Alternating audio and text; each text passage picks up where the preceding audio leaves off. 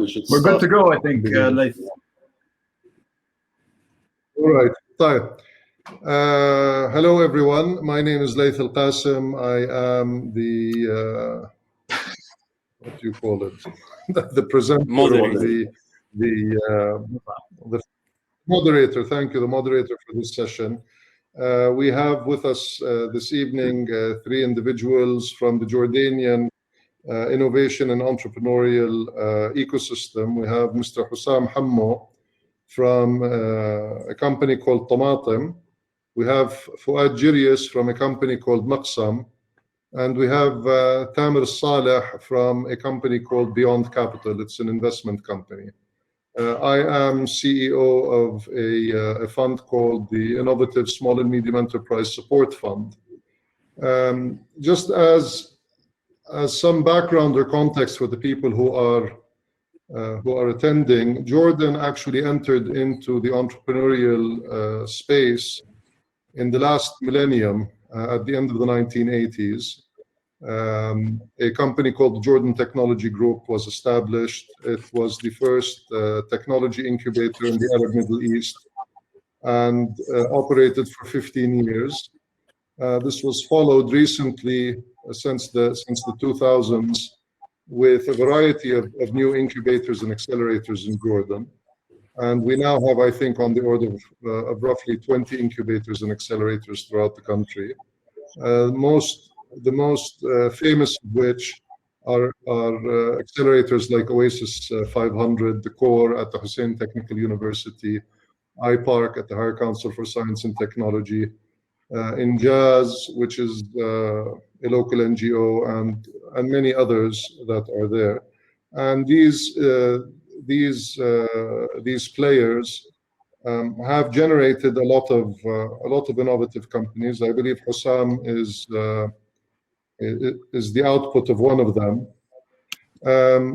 So what I want to do is I want to sort of guide our speakers through a couple of questions for the benefit of the people who are attending.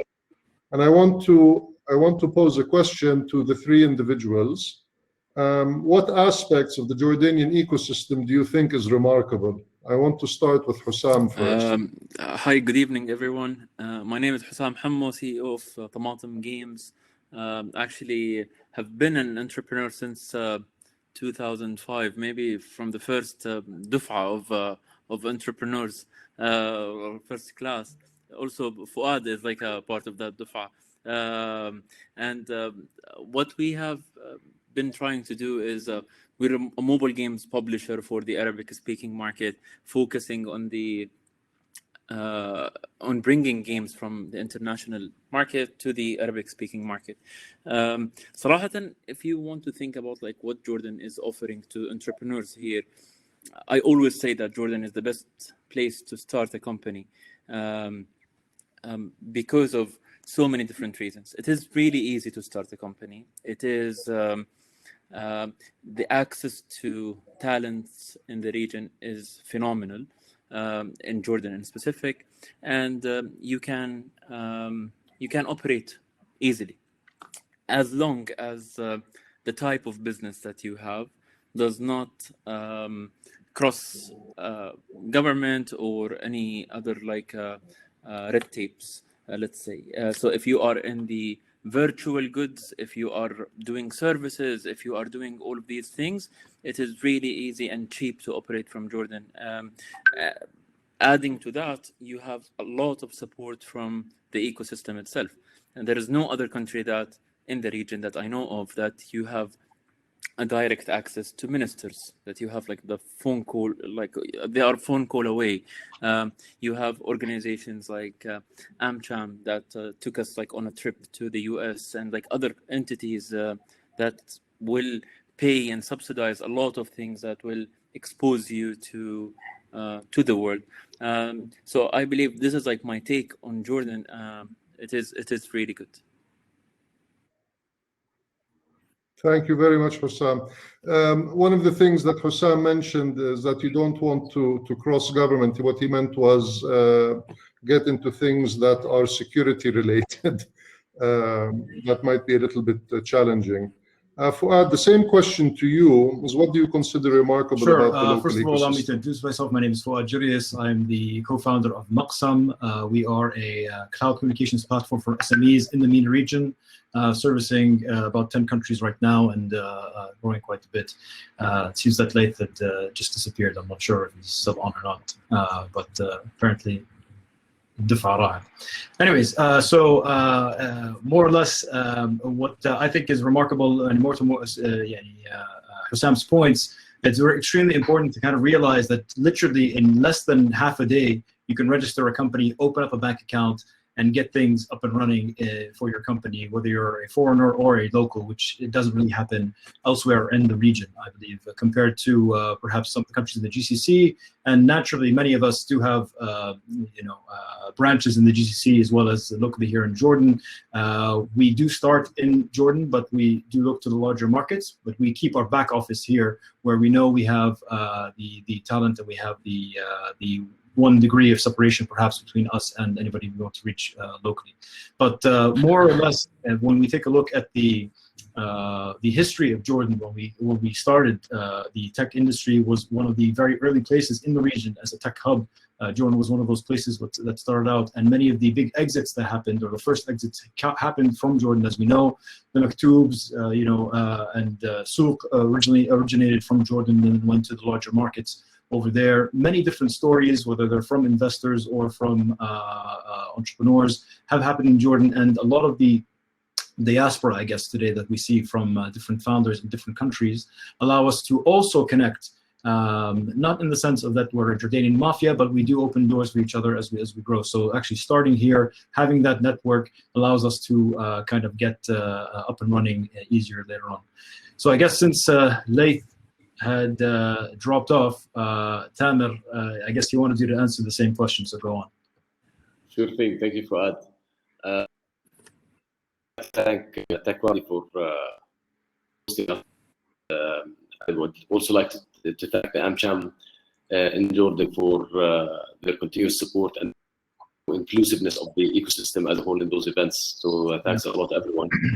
My name is Tamer Salah, and I'm managing Beyond Capital, which is an entrepreneurship ecosystem focused on supporting entrepreneurs, angel investors, and funds through different capacity building and investment programs.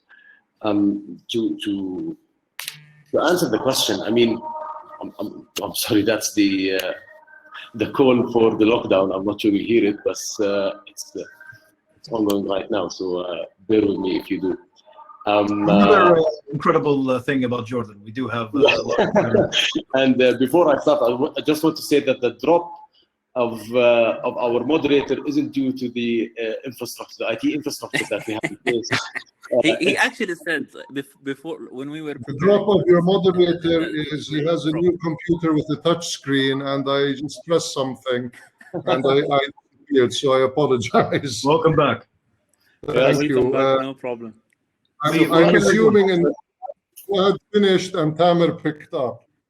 Yes, yeah. Exactly. So I just wanted to touch upon the question right now, actually, and as you said, the ecosystem has been evolving since the 80s, and we've discussed this on a separate panel before, and the past 3 years have been really remarkable in the ecosystem, in the sense of the collaborative effort that's happening within the ecosystem itself. The donors, the enablers, the supporters, everyone, for the past 3 years have been working very closely together to achieve, the collective goal, of letting those startups scale and, go beyond Jordan and so I think, that's the main thing that I've noticed really in the past 3 years, where really everyone is trying to work together. We don't really work in silos anymore, and we have been, picking up along the way, and perhaps Fuad touched upon this, or Hussam maybe. I'd say, you feel like the entire Jordanian ecosystem is like a دفعة واحدة. We are like all like together. 100%. And when you said the minister is a phone call away, and this is definitely a great thing. It's today we have a ministry for entrepreneurship, and that's a great thing that happened to entrepreneurs. We always thought that entrepreneurs were in between. Am I with the trade or the chamber? Do I belong to? Has been really going into startups and entrepreneurship as a whole, whether it was from the government or the private sector alike. So we've seen the government doing a lot of efforts there, evident with efforts by the ministry, the ISSF being there as well. I'm sure there is a lot more to do there, but at least we're heading into the right direction. And the private sector, we've seen a lot of support there, and not only support, but there is like a FOMO effect. You've seen banks entering the field. They're trying to support the ecosystem somewhere or another. I'd like to add.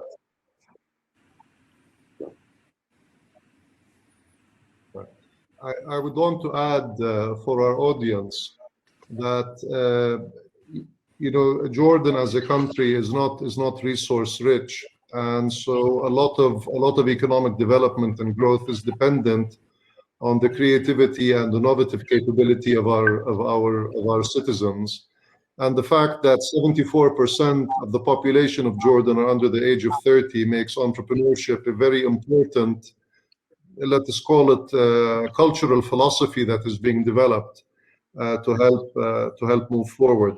I want to jump to Hussam again, and as Hussam mentioned, that he is CEO of Tamatam, which is a gaming company, and Tamatam is acting as a bridge between the regional Arabic-speaking market and the global game market and global game developers. And I would ask Hussam, how has the local ecosystem helped him develop his company and work towards success? I'd say that, again, I would repeat myself saying that establishing a company is easy and straightforward. And you would say that it is easy and straightforward when you start comparing setting up a company in Jordan versus the other countries around us, which seems from a PR perspective that it is really easy, really straightforward, but literally you can register a company with everything that is related to it in Jordan in a day. That's the first step. I cannot deny that there are so many different challenges regarding recruitment, regarding fundraising. And fundraising in Jordan is difficult, not easy. There are not a lot of funds that are established here that will easily give you money. Sometimes you will need to relocate to get that. But there is this feeling that because a lot of people, a lot of entrepreneurs in the ecosystem, it becomes easier for you to accelerate your growth without the real official help. So I would just go to a friend of mine, I would go to Fuad, I would go to Tamer, I would go to a lot of our friends, just to ask them a question. How did you do this? How did you do that? Can you help me do this? And people are really willing to help. Which adds so much value and accelerates growth. So I would say that this is the best thing about these small closed ecosystems, the amount of help that you can get. Another thing is, and this is maybe what we are lacking in Jordan, that we are trying to bridge as much as we can, is the exposure to outside the region. So I've seen it in my own eyes when we traveled with multiple entities to the US, for example, or to Europe, when we attended conferences and events that were supported, that you will see when people are coming back to Jordan, they are much better entrepreneurs themselves, because they have seen it firsthand on how people are doing things, best practices, and seeing, whenever I go to San Francisco, for example, and see all these companies that we are using every day, like the Slack and Zoom and these things, this becomes more real. So this is maybe my take on how Jordan is supporting. Maybe the ecosystem itself is supporting itself, but from the entrepreneurs to the entrepreneurs. That's fine. I want to jump now to Tamer. and to get a take on Beyond Capital, as Tamer probably mentioned, as I was floating in hyperspace trying to get back to the session. Tamer, you've dealt with a lot of startups and with a lot of entrepreneurs. What do you see? What does Beyond Capital see in Jordanian startups and entrepreneurs? What do you consider to be their points of strength, or what do you think makes them special? So I think there are a lot of things that touches upon this, starting from I think also one of you mentioned the lack of resources in Jordan, and the main resource is our talent, and we all know that, and that creates a drive, I guess, within the entrepreneurs in Jordan to create and to solve real problems, and especially being Jordan surrounded by turmoil all around, having refugees from different nationalities puts us in a creates a lot of challenges, yet a lot of opportunities and a lot of exposure for that matter. So entrepreneurs in Jordan are familiar with the neighborhood, with the neighboring countries. We have Syrians, we have Iraqis, we have Lebanese, we have a lot of nationalities that are embedded within the society, and I guess that creates some kind of a feel to what's happening out there, and also being a very a youth economy, let's say, I think around 75% are under 30, creates that urge and creates that competition between each other to really create better and better solutions to the problems that we have. And our problems are many, we can't really hide that. And at the end of the day, from what we see, great entrepreneurs are solving real problems. They're solving real issues, and those real issues are evident here in Jordan, and we can see them all around. And especially even the past few years, maybe 10 years ago, anyone with an idea can really at least take it a step forward. Today that doesn't exist anymore. There is real competition. There are true entrepreneurs, real entrepreneurs that have made it, and we all look up to them. And we continuously seek to see new success stories. So I guess it's a combination of things. Some are on a country level, whether it was relatively good education, our location in the region, the unfortunate circumstances that are happening around us, which are creating some opportunities and giving us some knowledge even to become better. So I'm not sure if I answered the question. I'm going to paraphrase. I'm going to take what I know what you mean, so I'm going to paraphrase a little bit, and I'm also going to do the same with Hussam. For those non-Jordanian or non-Arab attendees today, Hussam was talking about the ease of establishing a business, and what he means, it's not only easy, but it's also relatively inexpensive comparatively.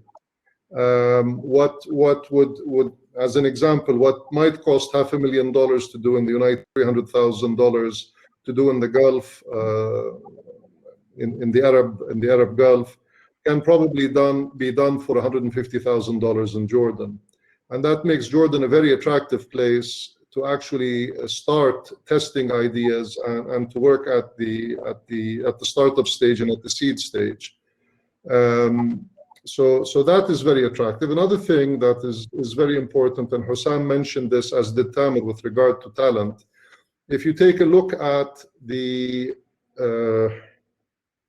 percentage of engineers and technically qualified people in Jordan as a percentage of population, it's one of the highest in the world, if not the highest for engineers. And from a fund point of view, which Tamer was talking about, there is an opportunity for what I will call a zip code arbitrage, because a seed level company investment in the West can probably buy you a Series C company in Jordan. And so there are opportunities, there are acquisition opportunities in Jordan because of the differentials in cost structures here.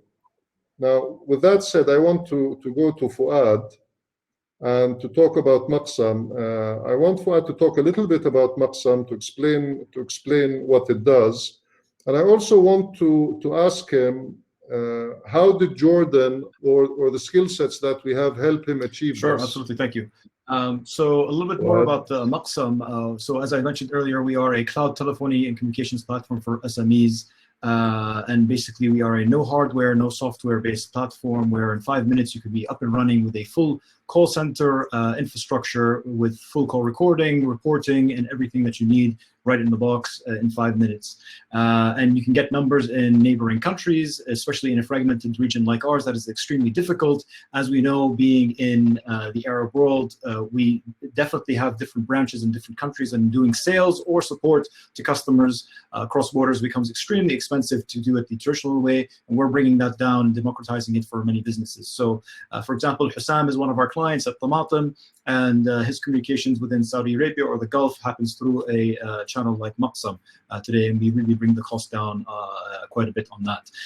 For us, in terms of the telecommunication market and Jordan, to add also to what Hussam and Tamer were saying earlier, Jordan is usually regarded to be a small market, but it is a great kitchen, number one, for many companies, especially foreign companies today you see that are opening offices like Expedia, Amazon has offices here, and many others who have established offices in Jordan for different reasons, whether it's talent or what I think is more important is strategy. So a lot of people think of Jordan as a strategic market to validate a product, to validate your idea, and then take it to the rest of the region or potentially the rest of the world. And we do have international companies or companies addressing the world from Jordan today. In the telecommunication industry in specific, Jordan has also been one of the more forthcoming countries when it comes to openness with regulations, accessibility, cost of communications as well. We don't have any blocking in terms of calls or any communication standards. We do have some limitations. This is a regulated industry, but generally speaking, we are very open on that front, and that helps us, not just get up and running quickly and be able to innovate within our space as well, but allows us to kind of get in touch or closer to much larger organizations in the space and be able to build partnerships and take those models to other places as well. Thank you for that. I want to continue with my questions towards you and Maqsam. What sort of talents were you able to identify and use and find in the Jordanian market that helped you build your solution? We are a fully Jordanian company, by the way, in terms of the engineering team that we have today. We are registered in different countries, but yet our main back office remains in Jordan. One thing I'd like to point out in terms of the engineering talent, not just that it is world class. My co-founder and I have worked with different companies in different countries that are actually global brands, and we do find that the quality of engineering that we do have in Jordan here is really world class. But beyond that, the female engineering groups in Jordan are quite surprisingly, surprising in comparison to the rest of the region, not surprising in general, but we do graduate a number of great female engineers, and our team today has about 70% of female engineering talent on board, and we're very proud of that. I think Hussam also can relate. I believe they have similar numbers at their company at Tamatam, and we are seeing a trend of great female engineers here in Jordan. I think Expedia, actually, when they came and opened offices, they had a mandate to hire more female engineers, and they found that Jordan was a great fit for them on that front. Thank you, Fuad. I'm going to actually pose the same question to Hussam about the talent that Tamatam has identified and brought on board to help them build their company. If you can talk a little bit about this, Hussam. From the gaming aspect. Most people, when they think about gaming, they will immediately think about engineers, coders, and developers. And I'd say that although we have an amazing talent pool for coders and developers, this still requires some development to happen on that front. But Tamatam has been able to transform a lot of talents to become really good at what they are doing in different areas. In digital marketing, for example, whenever you talk to anyone in the region about digital marketing, they talk about like very primitive ideas and execution, because no one had like the enough budget to spend, so they can learn the best practices and these type of things. So you will see that in digital marketing there are so many different sections that people can become really good at. Data analysis, data science, product management, even with the support and community management. All of these things can either be like very shallow type of positions, or you can really dig deeper to become really good at them. And we are trying to make these positions unique and really world class. So these people, when they are able, at one point, if they leave Tamatam and go to work at any other company, they will be really proud that they were working at Tamatam at some point. I think that we need a lot of help to be able to reskill employees. I would tell you that most of the people that we have today at Tamatam, they entered Tamatam with a specific job, and now they are doing something completely different. That we were able to reskill them, give them hint about like everything that we are doing, and now they are excelling at the things that they are doing. And as Fuad said, more than 50% of our employees are female. We are 70 employees now. You will find that exceptional talents when it comes to females, very dedicated, very loyal, very eager to learn, and they want to like really make a lot of changes. Certain universities are better than others, and we need to work on these specific universities, and maybe put some effort with the other universities. The more exposed the employees are, the more traveling that they have made in their lives, and the more things that they have seen, you will see the impact on their work and what they are trying to do at the companies. Thank you, Hassan. Tamer, from an investment point of view, would you like to comment on that type of question about local talents and maybe that impact on investment decisions? Definitely. I mean, as similar to any investor, the main thing for early stage companies is the talent behind it and the teams that those entrepreneurs can get around them. And to be able to get talented teams at such early stages is something that is rare, at least, especially when those companies, are bootstrapping. You can get cheaper talent in Jordan that is, affordable. It's great talent with, even the accents and our language is, acceptable in the region. So our positioning there, I think, is amazing. And from an investment point of view, when you look at the companies with such great teams, I think that's something that is very important to look at. And any early stage investor would tell you, the ideas don't belong to you. I'm sure a million other people just thought of the same idea. It's the execution, and when it comes to execution, you need a solid team behind you, and one entrepreneur cannot do it. It should be a team. So. Okay. From one of the attendees, there are a couple of questions. One is availability of talent outside of Amman. If we look at Irbid or we look at Al-Aqaba or something like that, would anybody want to comment on that? One thing that I want to say about this is, I think this is a golden opportunity now, during like 2020 and now, to really hire people from outside Amman and put a lot of focus. Like now, most of us are working remotely or working from home, so it does not really matter on where we are coming from or in which city we are living now in Jordan. Now it's easy for you not only to hire people in Jordan, hire people from anywhere in the world. In the past, the biggest challenge, I would say, was not like with us as companies who are operating in certain areas in Amman. It was like the infrastructure of the country that is not supporting these people to travel quickly and easily so they can be at the office. Like I feel so, it is a tough feeling when you see someone living 25 kilometers away from our office in Zarqa. And it will require them 2 hours to reach our office and 2 hours to go back. So that's insane. But today we have a lot of people that are from different محافظات in Jordan that are now working from home easily, smoothly.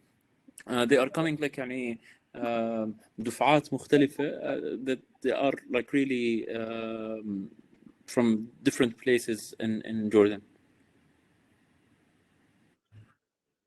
And there are two things. I've gotten a message from Tawfiq saying that we should start wrapping up, and so I think we're there.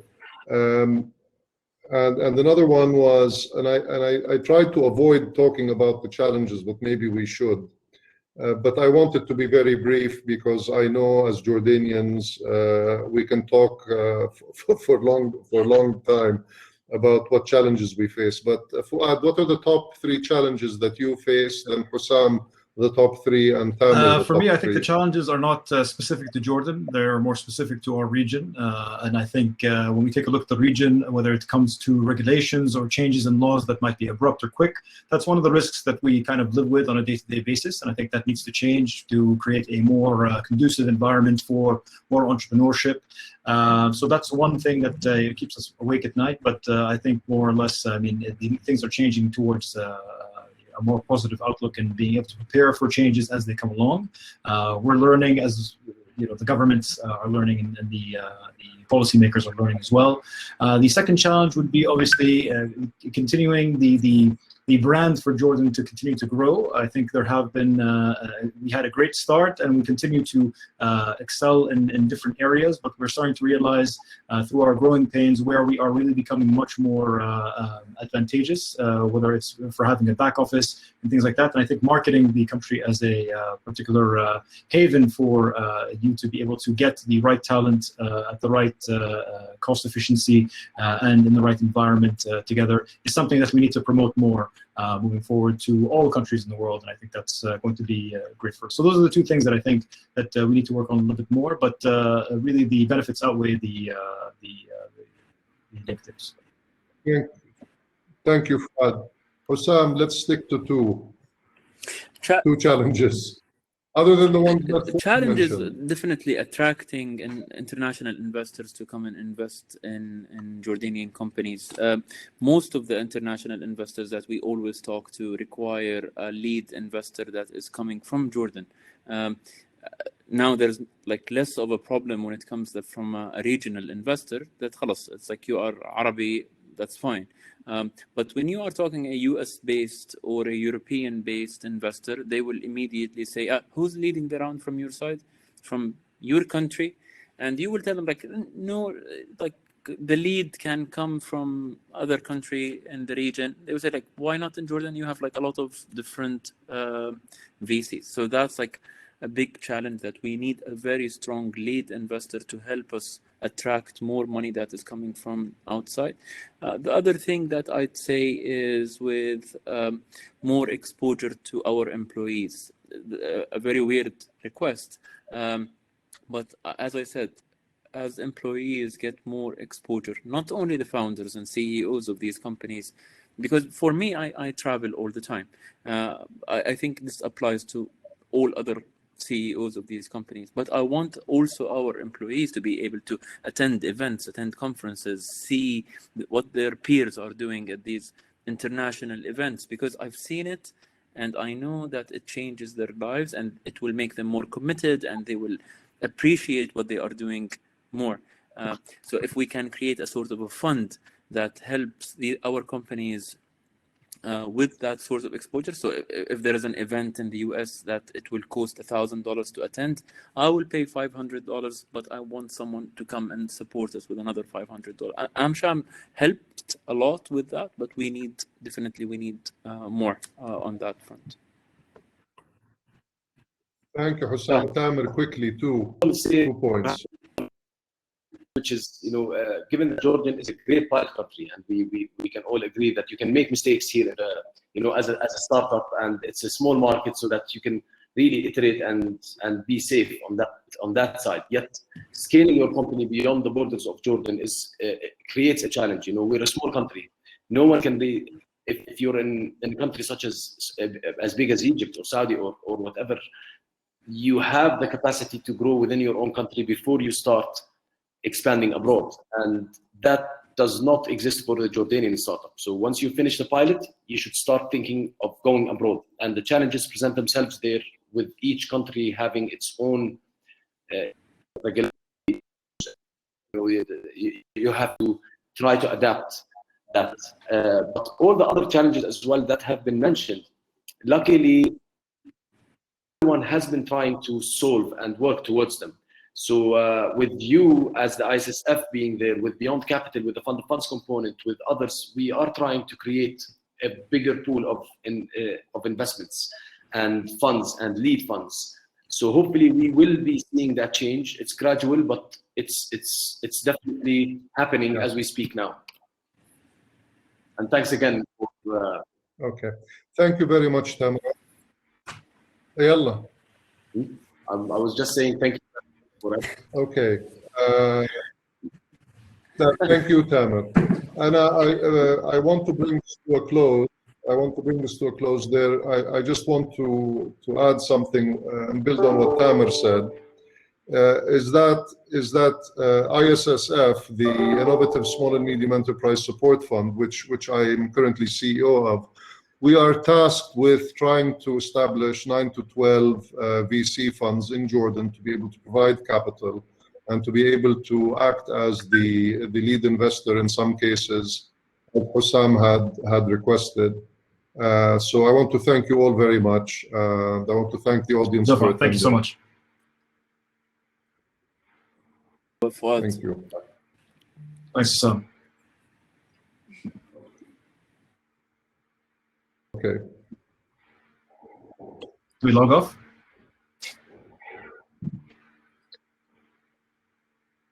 Dufa. I guess so. All right. Tawfiq, do we leave? دفعة. Yalla, assalamu alaikum.